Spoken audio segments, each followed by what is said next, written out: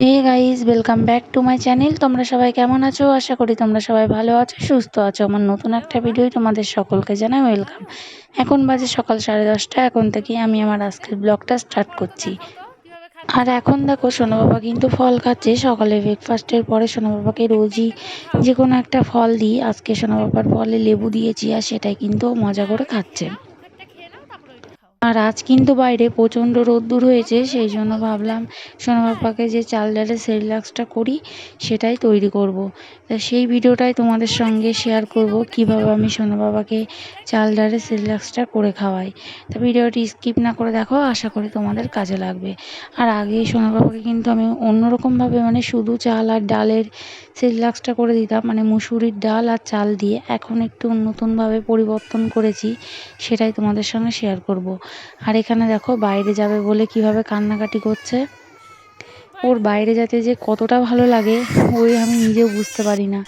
এই রোদ্দুরের মধ্যে বাইরে যাবে, যতক্ষণ না গেটটা খুলবো ততক্ষণ ওইভাবে কান্না করেই যাবে।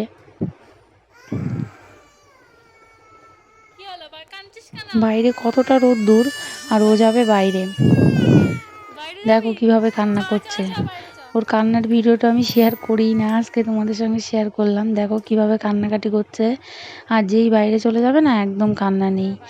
দেখো কিভাবে আনন্দ করে।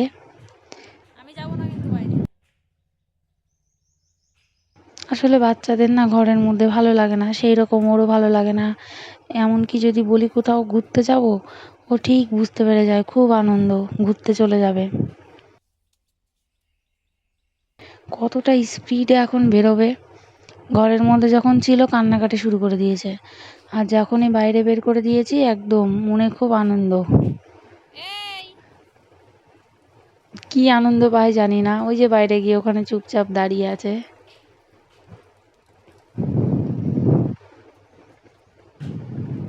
তোমরাই দেখো কি করছে, বাইরে কতটা হাওয়া হচ্ছে, হাওয়ার মধ্যে গিয়ে দাঁড়িয়ে আছে। আর এই দেখো সোনা বাবার যে চাল ডালের সেরিল্যাক্সটা করতাম, সেটাই কিন্তু শুধু চাল আর মুসুরির ডাল দিতাম। আর এখন কিন্তু একটু অন্য কিছু দিচ্ছি, যেরকম সোনা বাবাকে কিছু রকম বাদাম দিয়েছি, ও আর এক রকম ডাল দিয়েছি। আর এই ডালটা কিন্তু আমি অল্প পরিমাণেই দিয়েছি, প্রথমবার যেহেতু সোনা বাবার জন্য এইভাবে করছি, সেই জন্য অল্প পরিমাণেই ডালটা দিয়েছি। যতটা চাল দিয়েছি তার কিন্তু অনেকই কম ডাল দিয়েছি। আর আমার গলাটা না অনেকটা বসে গেছে, সেই জন্য ঠান্ডা লেগেছে, সেই জন্য ভয়েসটাও মাঝে সাঝে ভালো হচ্ছে না।